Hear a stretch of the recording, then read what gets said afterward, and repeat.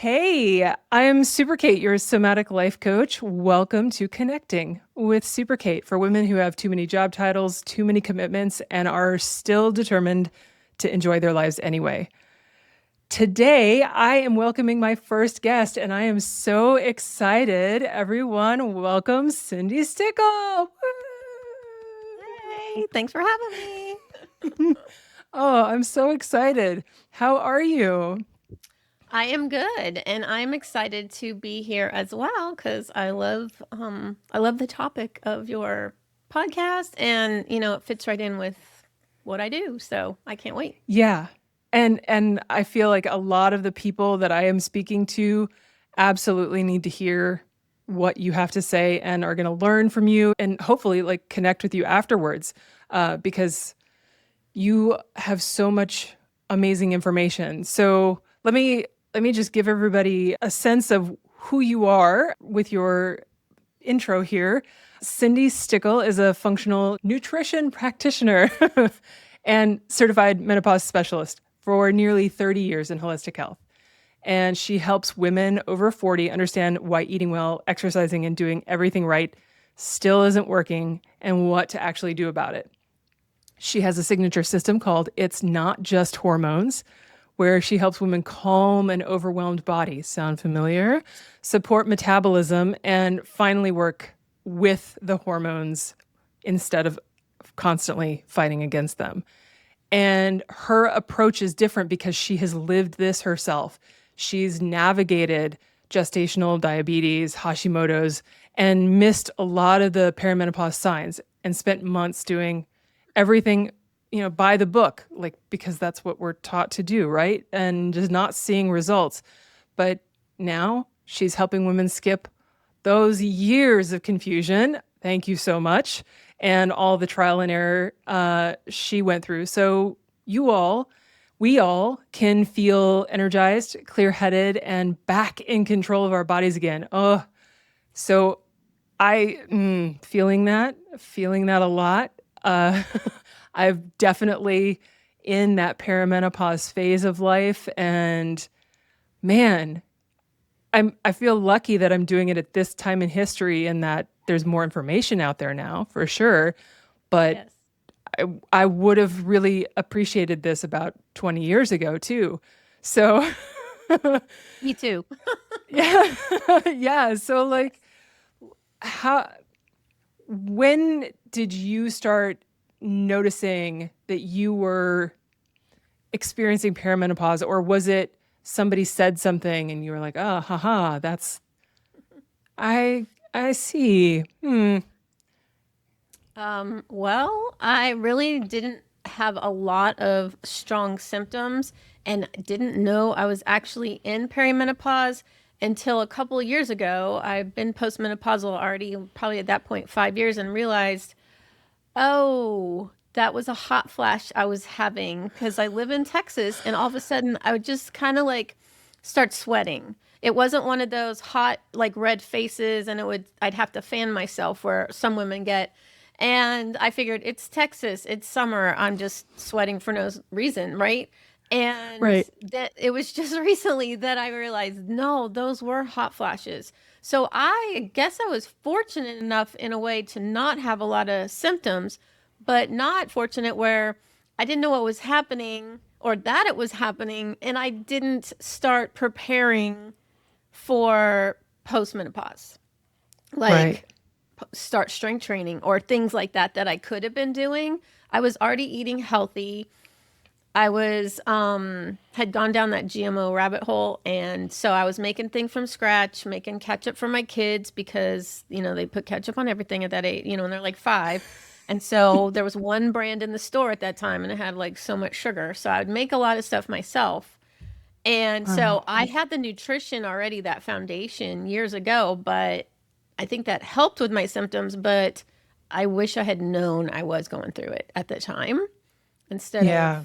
15 years later, because I feel like I'm kind of behind the 8 ball, like playing catch up, with my body. Yeah. So, Yeah. Yeah. So you have really connected the actual physical reactions that your body goes through during these stages of our lives and how it relates to the nervous system.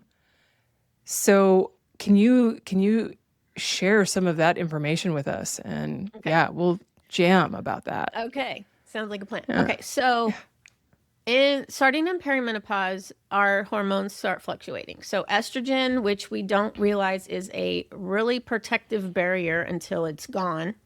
And then that's when your body starts falling apart and you're like, oh, I guess I needed it after all, because it's just, it's doing its job behind the scenes and you don't realize how protective it is.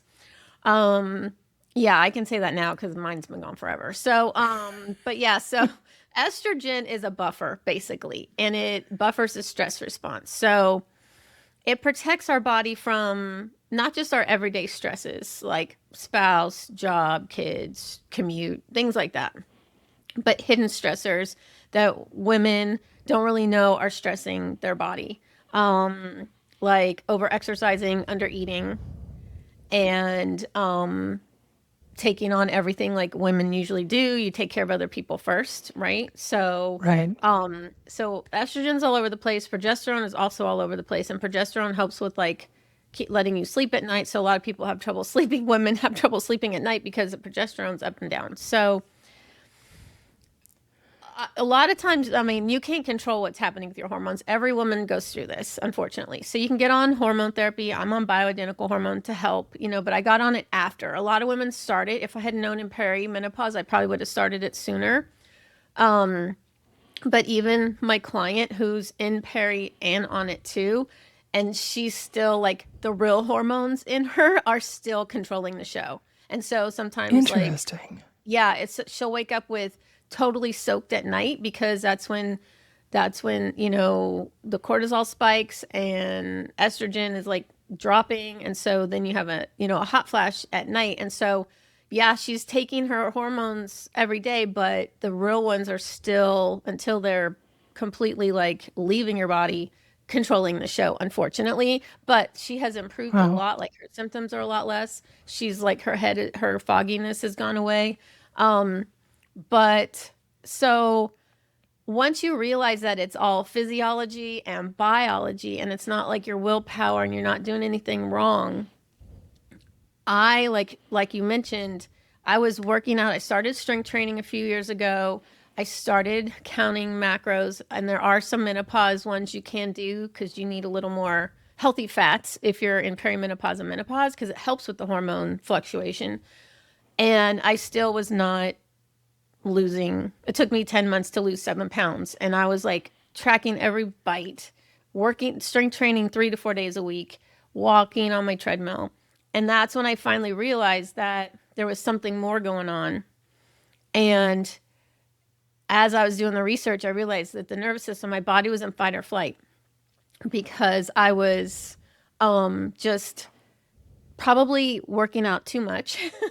Because some days I'd strength train 5 days a week. Now, I wasn't strength training like for a bodybuilding show. It wasn't like that. I wasn't Right. doing it for hours. But your body does need rest in Hmm. perimenopause and menopause. And the rest is way more important than we realize. Because like that stress that I talked about before, we react harder to that stress.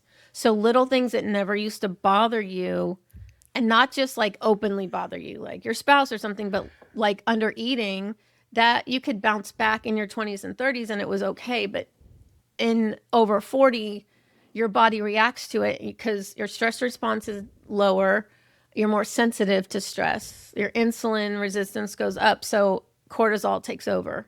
So once I looked into it, I realized that your body's in fight or flight. It means it's holding on to the fat that you're trying to lose, and it doesn't feel safe to let go of everything, right? It doesn't know when you're going Right. to get full again if you've been eating like 1,200 calories for decades. If you're over exercising, that any exercise you do is stress on your body. And different levels of exercise are different levels of stress, but it's still like you walk on a treadmill. Like I have a little stress app on my watch, and it's like, oh, you're stressing out, even though I'm walking like 1.5 miles an hour, because any exercise is stress. Your body sees it as stress. Over 40, it sees it as a bad stress. and then it goes into fight or flight. So that's why slower, more rest, no hit, no long cardio sessions. Those are the kinds of things that trigger your nervous system to like take over, and it's like, you know what? We're not safe. We're not letting go of the weight. We're not digesting the nutrients that you need. We don't care of your immune system if you get sick or not. Like it's just focused on, think about thousands of years ago, the limbs to help you run away from that animal chasing you way back when, which we don't have anymore, but your body Right. doesn't know that. And your body sees all kinds of stress as stress, even if it, doesn't seem like stress to you. So it took me a little bit, but I was like my own guinea pig when it came to making sure my morning started off right, to lower my cortisol and things like that. So yeah, that's how I ended up finding out that it was nervous system. I hope I didn't go all around, like roundabout. No, there was so much good information there. I mean, so many of our listeners are at that point in life where not only are they experiencing or have just recently experienced a lot of these symptoms, but we're also at that age where the kids are kind of probably nearing out of school or they're just out of school.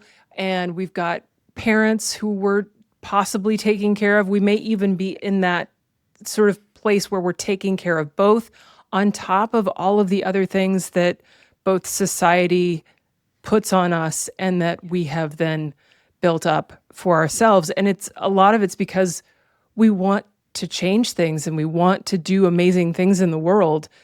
So we take on a lot. Mm-hmm. And then we've got all this other stuff. And I mean, it's amazing that we are so capable. It is. Yes.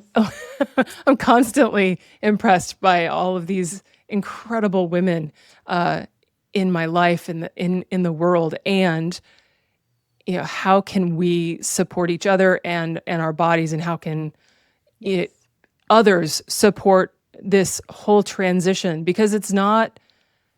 I feel like the media has often, or society has demonized this moment, but it's such a powerful moment, while also being kind of just absolutely wrecking in ways. Yep. I wanted to sort of mark that you were talking about all of these like elements of exercise being stress, while also there is good stress. Like it is good to move your body. It is good to do certain things. And identifying like what is better for you, perhaps what is better for the period of your life. You mentioned that I believe HIIT isn't one of like the best things to do at this period of time. And I don't know if there's been any research, feel free to correct me, but I feel like if you truly enjoy HIIT, then do that some of the time, because there is an element of joy that you receive from it that can counterbalance the bad stress that your body may be experiencing, but maybe add in other things that are a little more beneficial to this moment, this point. Yes, and also depending on your age, like if you're still in your like late 30s and 40s and the more cardio helps you, or it's still not backfiring, so to speak, on your stress and you're seeing results along with strength training for sure. But like the HIIT can just be like once a week, or, and then walking throughout there. But like once you hit like postmenopausal, and you really need to like scale that back. So it depends on like how far on your journey you are.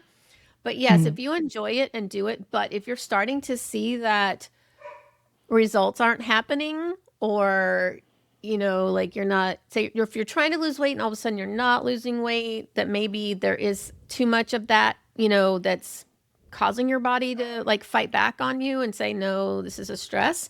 Just, monitor that. So data is always helpful. So just keep track of that. But yeah, I mean, if you love something and you want to do it, that's great.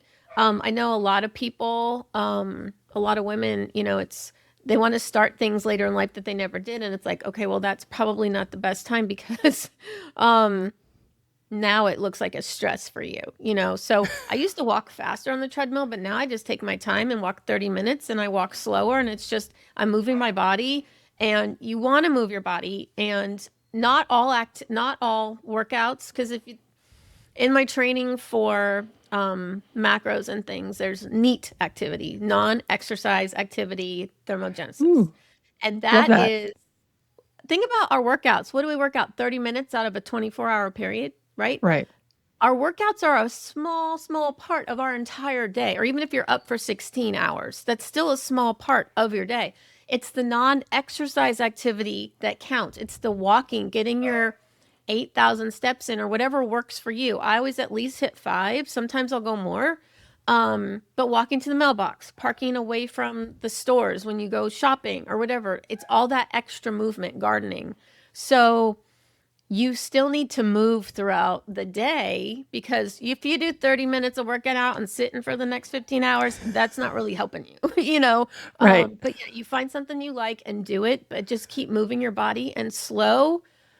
It may not seem like it's doing something, but it is. And it actually compounds and helps you in more ways than we think. Yeah. But yeah, Yeah. if you love something, do it and keep doing it. But you might have to do it a little less if it's starting to be like a stressor, or get your heart rate a little like zone 2 instead of zone 3 or something like that, where you're not as hard on your body, but you're still getting your heart rate elevated. Yeah. Now, I might be calling some of you in the audience out right now, but you might be that person who has a set exercise thing that you've kind of always done, and you go there and you do it to like the thousandth degree, because this is how you think you're getting all of your stress out of you, and you're competitive, and maybe it's Orange Theory, or maybe it's Soul Cycle or something like that, where you are just, you know, going as far and as fast as you possibly can. And that is where you might not be supporting your Yes. cortisol levels. But we are in such a speedy society, and we have to get things done. Learning how to be perhaps present in your movement. Yes. You can say slow down, but I think even just being present with your body instead of focusing on the end goal can really pull that stress response back also. Yes, definitely. So you were doing, like, you were eating all the right things, you were measuring everything out. Like, how Yeah. did you see both that aspect rippling out to those around you, but then the end result of everybody saying, actually, this isn't really what's the problem, and that shift? Right. Does that make sense? Like, how is that affecting everything? Yes, because I mean, you go into it with all these, good intentions, and that's how I always faced every time I tried to lose weight or, anything like that. And of course, I've tried pretty much everything, and 99% of it never worked. But yeah, so I went in and I was like, I know I'm getting the right macros that I need.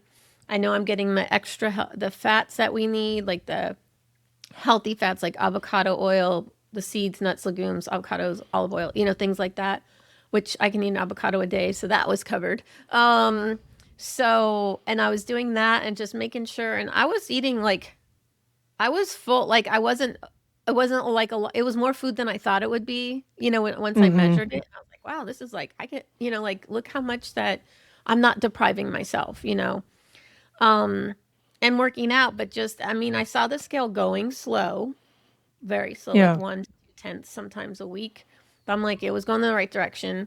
My kids were already out of the house. So, but I mean, they knew I was trying and I was working out, and I knew that I was getting stronger with my workouts. I wasn't like going for bodybuilding or anything. So I was just trying to just make myself stronger. and build up the muscle that you naturally start losing when you lose estrogen. So you start losing muscle in perimenopause, and then postmenopause, it kind of accelerates more. And so I was trying to play catch up from not realizing I was in perimenopause so many years ago and just strength training. Ugh. I mean, it totally made me feel like nothing's working. Why bother? Right. Because I couldn't lose weight. But then when I hit that wall, but then that's when I discovered the nervous system part. And then I was like, okay, I got to do, that. And then that's when I started incorporating and researching it and adding it to my daily life. And then created my program to help other women add it to theirs. And so it was frustrating, but I think it spawned, I mean, it opened up a whole other area for me in nervous system. And it was an area that truly is not talked a lot about, being the cause of, like, in perimenopause and menopause, of why things don't work like they used to work in our 20s and 30s. Eat less, Yeah. move more. Yeah, that works. But like you said, the moving more, hit once a week instead of 3 times a week, right? Like, Hmm. you just have to adjust it. You can still fit it in, but you have to do the right things for your body at the right stage so that it's not screaming at you saying, no, guess what? We're going to stay fat. We're going to hold on to that. We're not going to do anything you want to do, which it can do easily. So, because the nervous system just like, I'm done, right? So yeah, it was very frustrating, but I think it led me to find out that it really was the nervous system that was holding me back.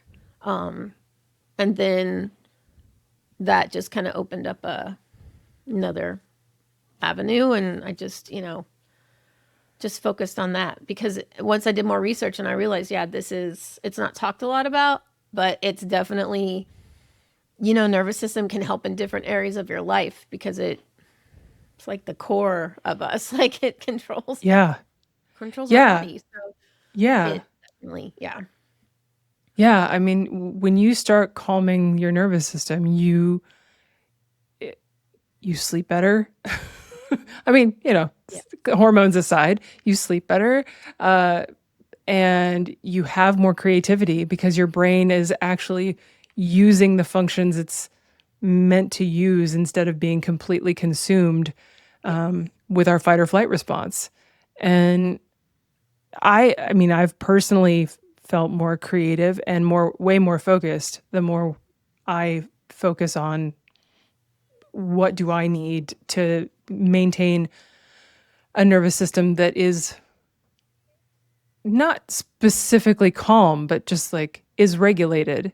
and not thrown off by an Yeah. email or, you know, whatever, a text message. Right. Yeah. And have the tools to be able to handle it if that happens, instead of spiraling like, you may have years, in the past, because it's so easy Yeah. to fall back into old habits. Um, but yeah,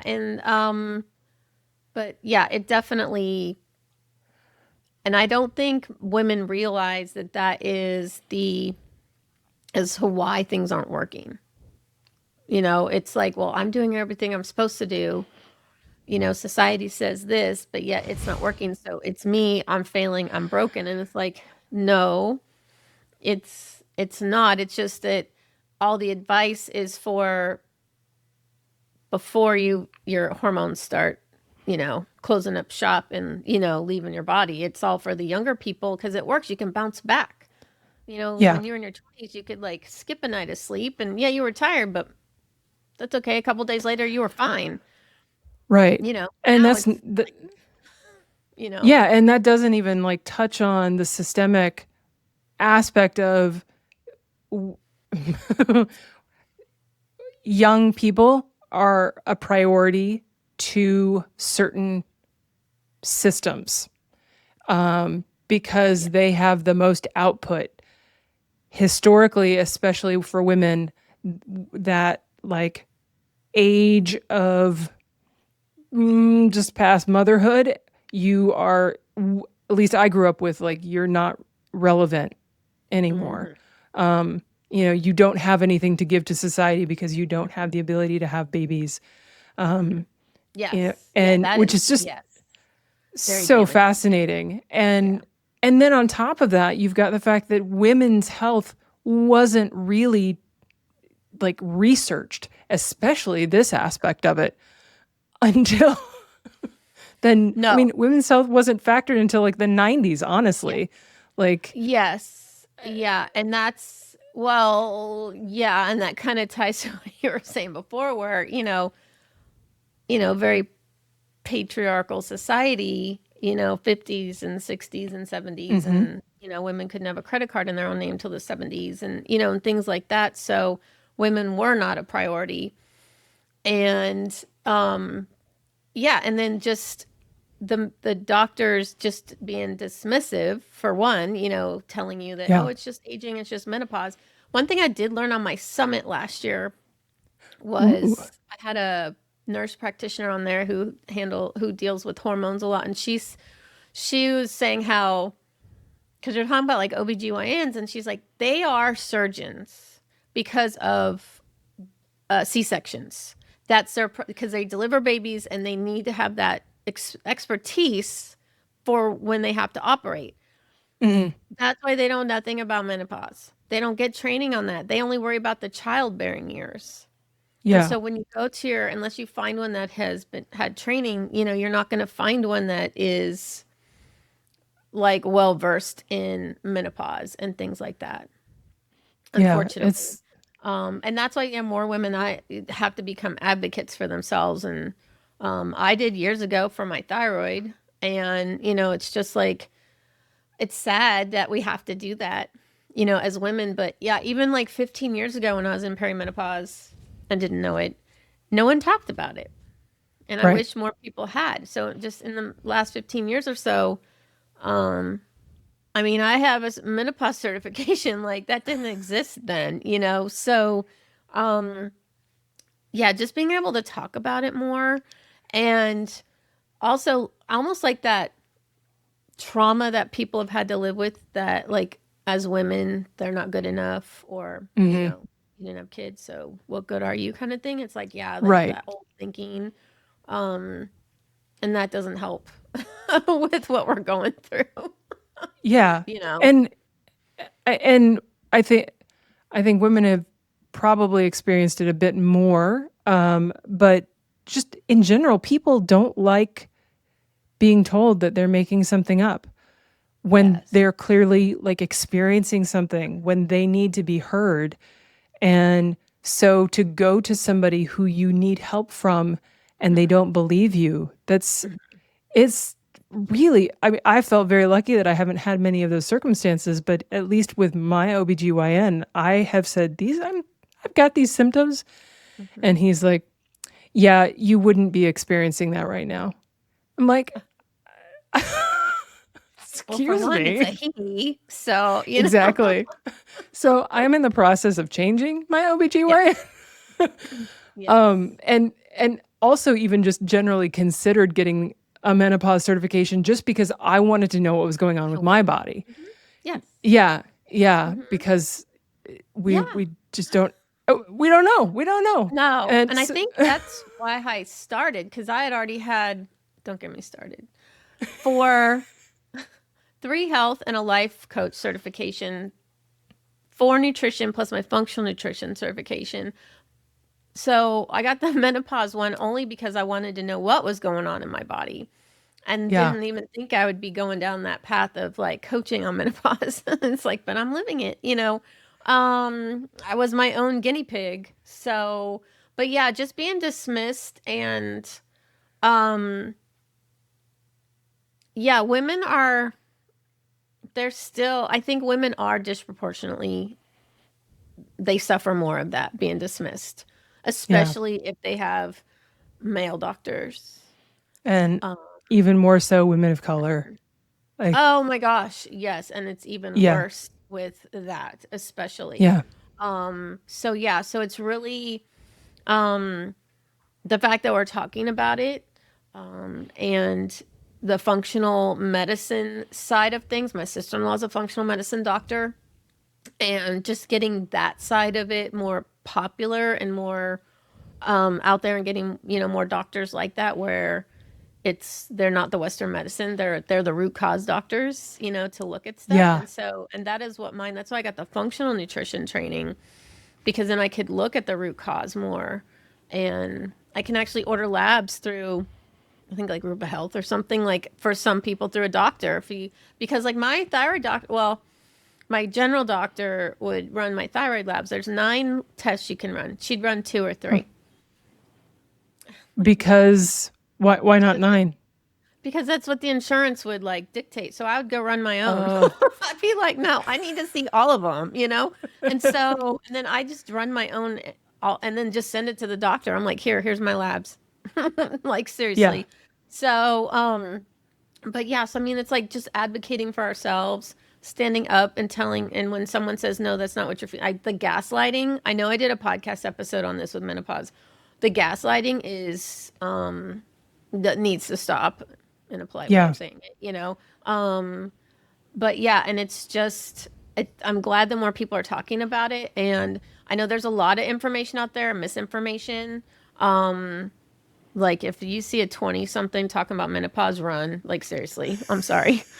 They probably haven't, like they probably just barely graduated high school or something. So it's like, no. Yeah. Yeah. And it's just like, there's a lot of misinformation too, but it's, I'm just glad it's out there more now. Absolutely. So if for your program, it's not just hormones. What would somebody be experiencing, or like, I mean, yeah, what would somebody be experiencing that makes them say, you know what, I think I need to look into this program and I want to work with Cindi? Basically, like if you've tried everything and nothing's working, like you have brain fog, or you are struggling with, am I eating everything healthy that I should be? Because, most of us think we are, but technically we're not, you know? And I mean, like one of my latest client, like at work, because menopause affects, people in their office. And she was making mistakes because she was a lot of brain fog. And she was like, I can't do this. Like, this isn't Yeah. like, I can't keep making these mistakes. And so that was one of the main reasons that she came to me, was to help with that, with the nervous system regulation, and getting her with tools in place, so that way if a stress hit her or something like that, she had, a breathing technique or something that could just take her off that ledge, in the moment. Yeah. Because technically, like, you can do a breathing activity and it will, within less than a minute, really, can start calming that nervous system right then and there, just for that moment, to help you not be as stressed in that moment. Yes, you Yeah. want longer, obviously you want longer practices to really get your nervous system, like, more regulated, but it's that quick. Like, you can do some breathing and it will start working quickly. So anybody that has tried that, like if you have really severe menopause symptoms, especially, nutrition is usually the root of those. And a lot of people are unaware of that. They don't know that, they're eating wrong for menopause or something like that. But yeah, anything that is, you feel off, that you've tried something, your doctor's dismissing you, because I help them if they're going to their doctor and be like, ask these questions. Or if they're not That's running awesome. labs, I'll be like, you go run these labs, then take them to your doctor. Or, things like that, where I'm like the go-between between their doctor and them, because we can spend more time with them than their doctors Yeah. can, Yeah. unfortunately. Yeah. So obviously, everyone, if you're feeling any sort of like connection to what Cindy's saying, you should go to her site and reach out to her and like learn all the things, work with her. I'm curious in right now, just for a small, what somebody I heard once called like a snack, I think he called it a movement snack, but I'm going to just call it a breath snack.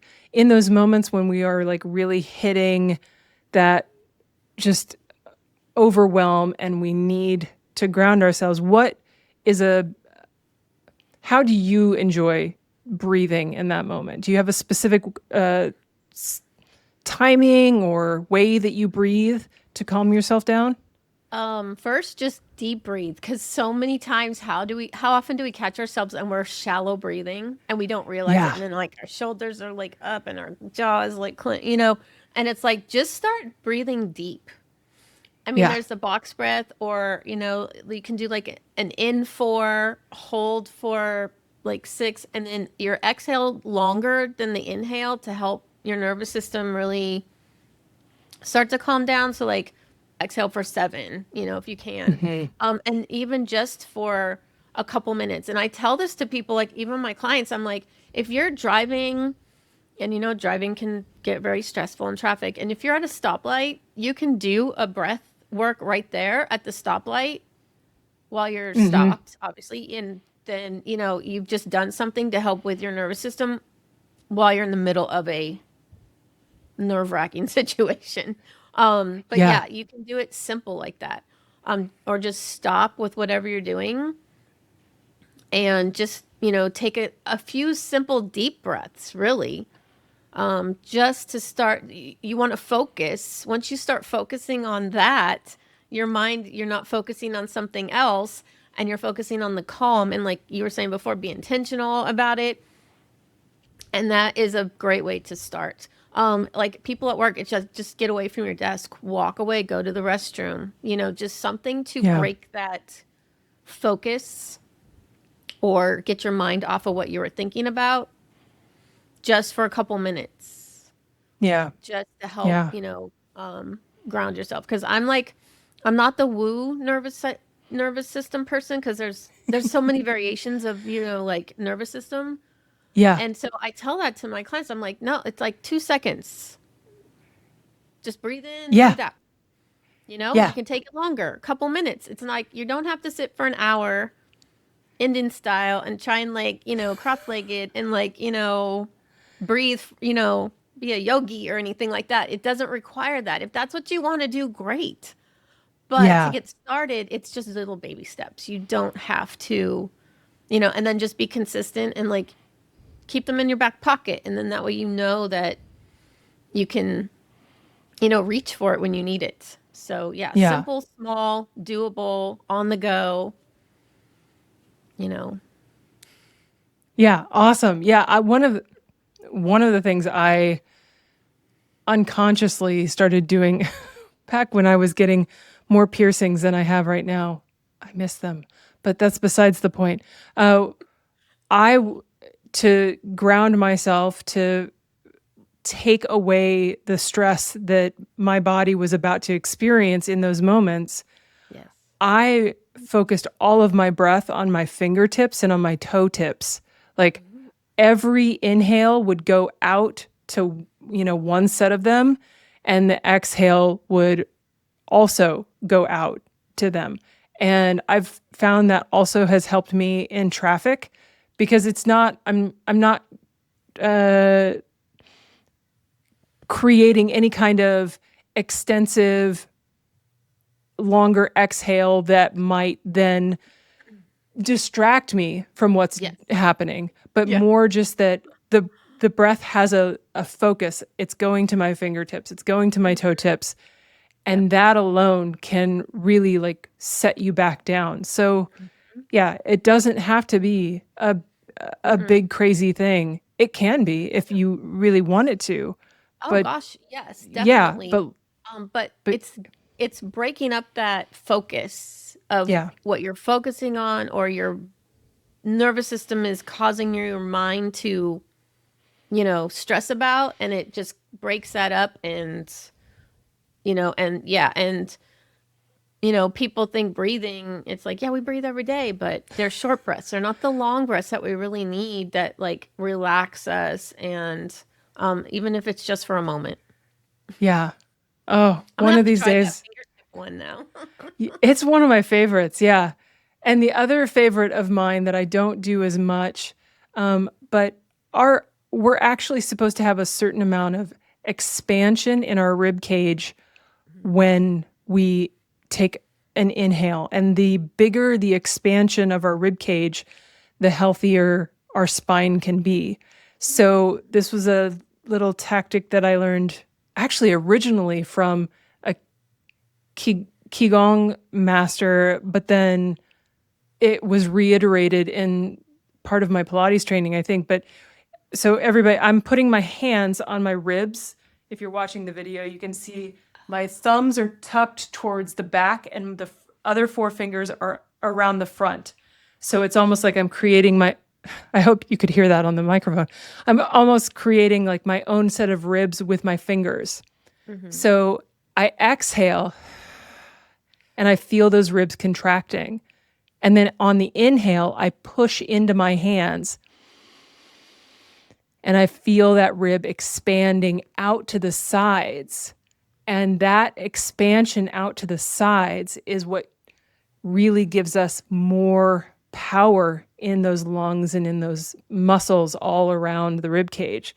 So if you can take this in like the short moments, or you can do this as a larger practice. But again, as you exhale, feeling the rib cage contracting, getting smaller underneath your hands. And then as you inhale, you feel it getting bigger and pushing out into your hands. Yeah, I can feel it because I'm doing it. Yeah. Yeah, It's definitely. Oh, wow. Yes, I'm going to add yeah. that too. And I think there's a statistic somewhere about how, like, ideally, how much you want to be able to make that difference be. So if you measured yourself in the completely like exhale position where the ribs are completely contracted at the smallest point to the biggest point when you fully inhaled and how big they can get. I can't remember the the research that was done, but there was some like if you Number that it ideally you should. should have X amount of inches or centimeters or something difference. Oh, So wow. That's cool. yeah. Oh, I mean, Yeah. just even that little bit felt better. Well, because you're focusing and it's forcing you to take those deep breaths and to concentrate on that. And you are breathing like you normally don't breathe. Right. You're getting Right. those deeper breaths in. And yeah. Oh my goodness. Yeah, and some of the like the physiological sigh, there's a lot of the breath work practices that focus on pushing you just beyond where your exhale feels comfortable. Like so that you're really kind of exhaling as much of the air out of your lungs as possible. That's where this whole rib thing, you can actually feel where that endpoint is in your body, as opposed to it just being this concept in your head. You're feeling those ribs completely deflating under your, in your fingers. So I don't know. That's cool. That was my little bit. So, okay. So I also wanted to touch on, wow, look at us talking so long. We're amazing. You all are getting so much awesome information. I wanted to also have Cindy share this new project that she has birthed out of, again, her own experience. And because it's fascinating and is not being talked about enough. So Cindy, the floor is yours again. Goodness. Okay, so this was also a result of helping my nervous system try and help me lose weight. And I still wasn't getting anywhere, even though I was doing everything because I have like all my morning nervous system tricks that I do. And after realizing that my Hashimoto's, my gestational diabetes, my metabolic health has been suffering for 30 years. My oldest daughter just turned 30, and that's when I had my first gestational diabetes. And so then that's when the light bulb like went off, and I realized that that is what was really holding me back from losing the weight, especially in menopause. So I created a program, but I also started a GLP-1 myself because I was pretty much technically pre-diabetic, even though I wasn't officially diagnosed. I ran my own A1C and I saw the number and I was like, that's not good. And I was eating right? I'm a nutritionist. Yeah. I was eating everything like my husband's a diabetic. So I was eating everything like that he eats, right? So Hmm. it wasn't helping. Like my number was not going down. So I started the GLP-1 because years ago it started as a diabetic drug to help with the blood Right. sugars, and it helps normalize your blood glucose, and which in helps your cortisol because cortisol spikes to help the blood sugar drop, and so we don't need that cortisol spike in menopause and perimenopause because it's a stress hormone. We could talk another hour on that. So I I started that just because I knew that I had the metabolic dysfunction for 30 years. And then I also, in the meantime, created a group program and a one on one that has to do with how to, the proper nutrition if you are on a GLP-1, because your doctor writes a prescription, you pick it up at the pharmacy, and none of them tell you what to eat, especially when your appetite is suppressed and you're not hungry. I have those lunch Yeah. days where I'm like, I'm not hungry, but I make sure I prioritize. I eat like some grilled chicken. As long as I get like 30 grams of protein, then I know that I'm helping my muscle because we're already losing muscle in perimenopause and menopause. And then if you're on a super high dose of GLP-1, which you technically don't really need to be, you're losing muscle too. Like if you're losing weight fast, it's muscle you're losing because muscle weighs more than fat. So I created a 6-week group program plus my one-on-one that is starting with the foundation of nutrition.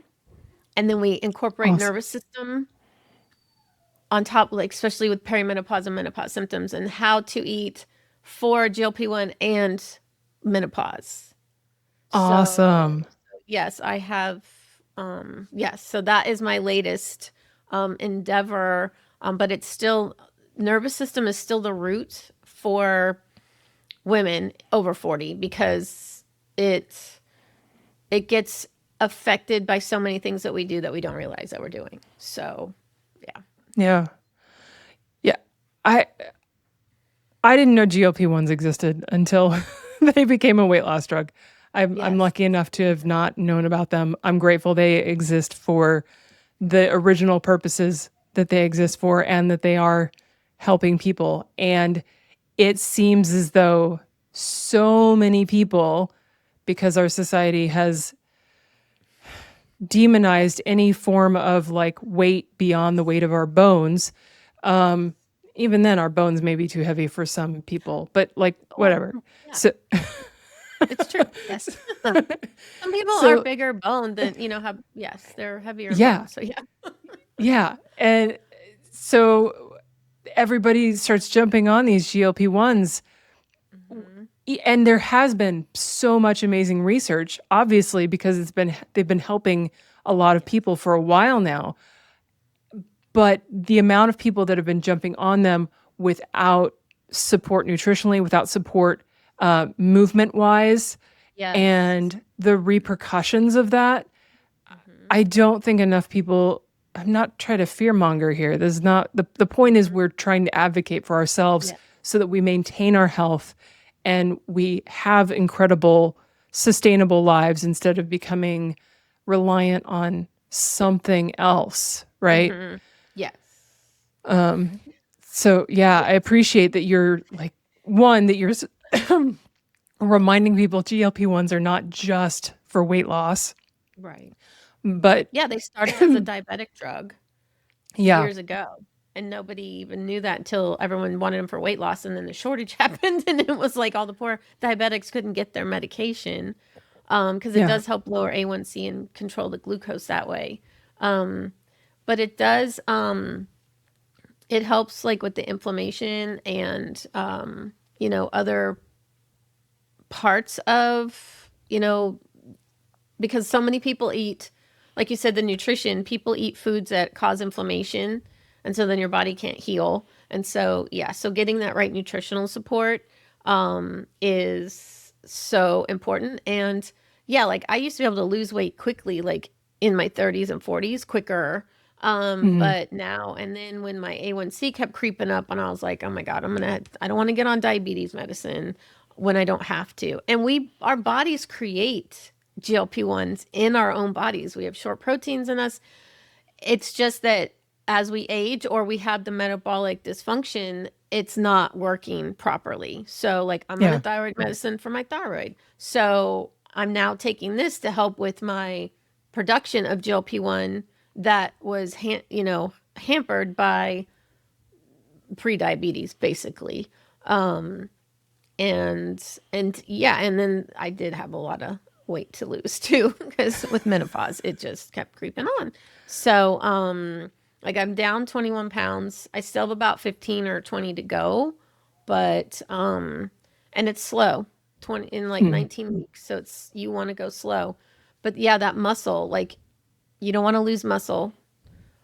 And if you're on a high dose, it's so easy to lose the muscle and you have to keep Yeah. eating even when you're not hungry. And I know it's hard, but people like you work all day and all of a sudden you're like, oh, I never ate. But it's like you're causing the medicine that some people are paying a lot of money for to not work. It stalls and you think it's a medicine, so you go higher dose and it's not. It all goes back to the food and not eating the protein you need. And also the side effects of the medication are food related. So like the nausea and all that stuff is because of not eating enough, you're under fueling, and things like that. So that's what these programs help with. So because I'm Wow. living it too, like yeah, I've learned more about GLP-1s already. Like I'm gonna have to do another episode about those too. It I hmm, a I couple of years want ago, I was very anti GLP-1. I'm just saying, yeah, I was yeah, and very. And once I started doing research and learning, and the research was coming out about other benefits of what it does, and then I saw my A1C and I was like, because I hate needles. I honestly do. But it's a diabetic needle, so it's very thin. I have bent more needles than I have, they're so thin. So yeah, it doesn't, sometimes it doesn't even like hurt. And sometimes it's just like a little tiny like poke and that's it. Cause it's not the pin. I use a regular diabetic needle, but it's like, yeah, I have definitely come a long way in the last couple of years with my views on it for yeah, sure. yeah, yeah. And I want every person to be strong and healthy, and whatever level strong is for you and healthy, that is awesome, because what is healthy on my body is going to look completely different than what is healthy on Cindy's body. I mean, it's Exactly. just that's the way it is. We're all unique in that way. And how we determine what is healthy because of science and not because some That's right. system wants us to think Yeah. that healthy is actually way underweight Yes. and high stress levels and everything, because Exactly. that's just not healthy. Yeah. Exactly. Yeah. Yes. And it's a tool. It's not a one size, it's not the end all be all for weight Right. loss, because a lot of people have, like I said, they stall because they're not eating right. So it is just a tool, and it's for some people. It's probably, if you can lose weight easily, it's not for you. Unless you have other areas, like if you're diabetic and need it, that's different. But, you know, yes, it's not like there is no magic pill or, one size fits all. Everyone is different. Everybody's body is different. And I know, because nothing would work for me. Like, no matter what I Yeah. tried, it just was not working. So this was like it. And I am documenting my journey, and I am created my programs out of this journey. So Oh, yeah. amazing. I was so grateful you came along and shared all of this information with us. Well, thank you Yeah, for we having could me. talk so much longer, I but we're know. not going to do one of those 4-hour podcasts. I know, right? You all don't have time to listen to that. That's No. just not, yeah, we'll just do a couple other parts in the future. Um, Yes. One question for you. What is something that either you are celebrating right now or a new uh, element that you have added or discovered in your nervous system regulation tips and tricks that you are just really enjoying right now? Okay. I am one thing that a lot of people, women do, or people in general, but women especially, will drink coffee on an empty stomach. And that keeps your cortisol is already high in the morning, which it's supposed to be, but then it's a stimulant on top of that. So I eat within 60 to 90 minutes of waking up. This is part of my whole morning reset that I do. And then I Mm-hmm. wait and have my caffeine after I have my protein because it needs to go onto a stomach that has food in it. And I drink a protein shake every morning. So it's not even like it's solid food, it's just protein, you know. And Mm-hmm. then that gives your body that break of letting your cortisol come down like it's supposed to before you know, put the caffeine on it. So that is one thing that I've been sticking to for quite a while since I discovered the whole nervous system things. Yeah. So, but that is one, and that's one I talk about a lot. Awesome. Awesome. I love that. Well, I might have to slightly adjust how I handle. I do a smoothie in the morning that has protein in it, but it also has matcha. So it's That's okay. technically, That's oh, okay because I that's an put okay matcha. caffeine? Yes, I put matcha powder in mine because the way matcha is made is so different from like coffee caffeine. So yes, and it has less caffeine. So matcha powder, it the way it hits your system is very different. So yes, it doesn't spike your cortisol like caffeine and coffee does. So yes, matcha is fine. That's Yes. another thing that's good for Okay. menopause too is matcha. So yes. So Oh, you're good. all right. Well, Awesome. morning smoothie. You're here to stay. Mhm. Yep. Fantastic. Well, I'm going to put links in the show notes for people to find you, but is there a specific place that you want to direct them to? Well, my website is cindystickle.com, and I know you're going to put the link for my perimenopause morning reset gift that I have for everyone. So Yes. that is not on my website, I don't think. I'll have to add it. I just had somebody looking at my website, by the way. She finished. Uh, well, So yeah, I'll have to look at that. But you'll have the link, so it'll be there in the show notes. So but yeah, and then I think you'll have the link to my GLP-1 Nutrition Foundation. That's my group program that's starting on June 2nd. So you can just look at the information. It's not like, you know, you don't have to click to buy it just yet, but you can read all about what I cover in those 6 weeks. So, but yeah. fantastic. Oh, I'm so excited. I'm also going to go check these out because you can learn more. I mean, her site is amazing, but like, yeah, learn all the things you can so you can advocate for yourself and take a few moments to breathe too. Like, Yes. yes, Yeah. you Long, deserve it. deep breaths. Yeah, yeah. Yeah. Awesome. Yeah. Well, thank you so much for joining me and sharing all of your awesome knowledge with this incredible audience we have here. And Thank you for having yeah, me. I really well, appreciate it. And I yeah, knew it would, with your whole nervous system expertise, that yeah, it would fit right in. So I'm so happy I was here. yay. Well, we will see you next time. Also, Cindy does have a podcast, so you can get more information from her through there too and listen to her speak out all of this incredible. Yeah. If you can't figure out yet, I am a fan of Cindy's. So, yes. Yes. Well, It's not just menopause. Yes. It's all about menopause. Yep. Yeah. But Awesome. thank you again for having me. You're This was great. welcome. You're welcome. And we will see you all later. Bye.